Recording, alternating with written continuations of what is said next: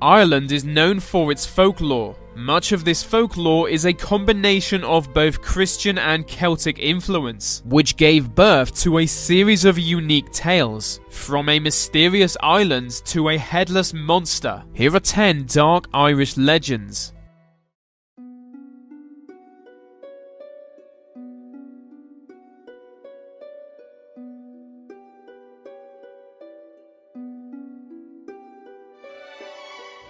In the 17th century, an elderly couple lived in a cottage on a hillside called Stumpy's Brae. One dark night, they met a travelling labourer, and they insisted he stay the night at their cottage. They seemed like a nice old couple, so he accepted. But while he slept at night, the old couple murdered him with a pickaxe. They did it to steal his belongings, and he died instantly. Their next step was to bury him. As he was so tall, they cut his legs off just above the knee. They buried him at the base of a tree outside and thought that was the end of it. But the man would soon return in the form of a ghost. With the stumps of his legs, he walked into their cottage to haunt his killers. They fled all the way to North America, but the ghost followed. They are now long dead, but he still appears to torment their living descendants every night. Ballycotton is a very small village at the southern coast of Ireland. In 1878, July 7th was a very unusual day for Ballycotton locals. They woke up that morning to see an island in the ocean. No island had been there before. Word soon spread, with some locals going out in boats to investigate. As they got nearer, they were able to see small buildings on the island. They reached the island but found the buildings contained nothing other than human skeletons. This made them want to leave, but the island disappeared into thin air before they could. Neither they nor the island were ever seen again.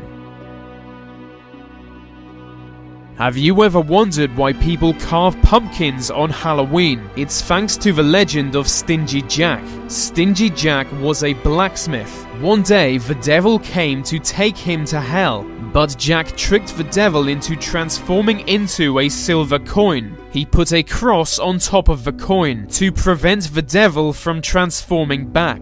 In return for freedom, the devil agreed to never claim his soul again. A while later, Jack died, but he was denied access to heaven as he'd been sinful.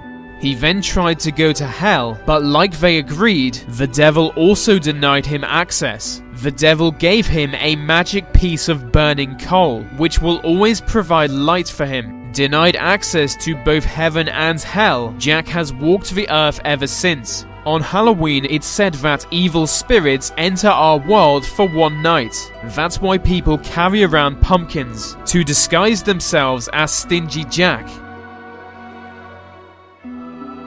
There is said to be a mysterious creature known as Fetch. They appear before humans to warn of their coming death, and always take on the appearance of those they appear for. It's like the Irish version of a doppelganger, but they only appear as omens of death. So according to legend, if you meet someone who looks like you in every way, you will surely die soon.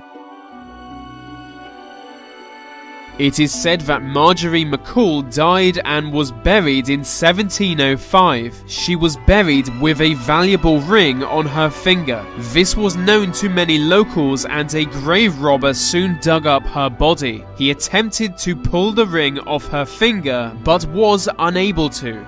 So he pulled out a knife to remove her entire finger. But as soon as he cuts into her, she starts screaming. She wasn't dead, but had been buried alive. Historians tend to doubt the authenticity of this tale. However, it's said that she lived in the town of Lurgan. In a Lurgan church cemetery, there stands a gravestone which says, Marjorie MacCool lived once, buried twice. St. Michan's Church has stood in Dublin since the year 1095. Underneath the church are 5 vaults, which contain the mummified bodies of many dead people. Their mummification was caused by the atmosphere in the vault.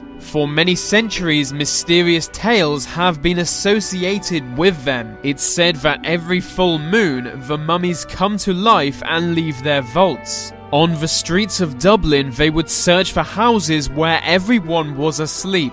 If the inhabitants had left their door unlocked, the mummies would enter and suffocate their victims while they slept. They only have the energy to do this during full moons. At other times, they can't even move, but they can be heard whispering, with their voices echoing through the vaults. In the 5th century, there was a notorious chieftain called Arbatak. He was a real tyrant, hated by his own people, so his people asked a rival chieftain to murder him. Arbatak was soon killed and buried. His people celebrated their liberation, but Arbatak soon rose from the dead. He demanded his subjects pay him a blood tribute to keep him alive, but instead they killed and buried him again. But as he was already dead, he arose from the grave every time. They soon realized it wasn't working and sought the help of a sorcerer. They learnt that Arbatak was no longer human and that he could only be slain with a magical sword. They were given a magical sword to do this, but when they returned to their village, everyone had already been killed. Their blood had been drawn and Arbatak had escaped. He still wanders the Irish countryside, hunting for blood to keep him alive. There are many headless horseman legends. One of the oldest comes from Ireland. The Dullahan can sometimes be seen riding a black horse. There is no head on his shoulders. Instead, he carries his skull in his hand. He rides his horse constantly until someone dies. When that happens, he arrives at the place of death to claim their soul. The Dullahan carries a whip. If anyone sees him, their eyes will be lashed out with that whip, which is made from a human spine. There is just one way to defend against him, with the use of gold. Show him even a small amount of gold and he will flee in terror. But the Dullahan can cause a person to die simply by screaming their name. The name Dullahan means dark man, and he is said to be a unique type of fairy. The Banshee is a female spirit. She usually takes on the form of either an old hag or a middle-aged washerwoman. The Banshee is an omen of death, causing her victims to die. Anyone who encounters the Banshee will hear her terrifying scream. Her scream is deafening, and if you hear it, you'll soon die. You may pass in the coming months, or you may instantly fall dead, with your body immediately decomposing. The Banshee is said to plague certain Irish clans. Those clans no longer exist, but their descendants are known to the Banshee. When she identifies a family to plague, all its male members will be targeted by her. Only members of those families will be able to see the Banshee or hear her scream. Halloween is celebrated all over the world, but it began as an ancient pagan legend. The Irish pagans believed in two separate worlds. The first was our own, where we live. The other was occupied by the spirits of dead people. There was a barrier between the two worlds, but this barrier would weaken for a short period each year. It was always at the end of October. For one night each year, spirits would be able to cross the barrier into our world and roam freely.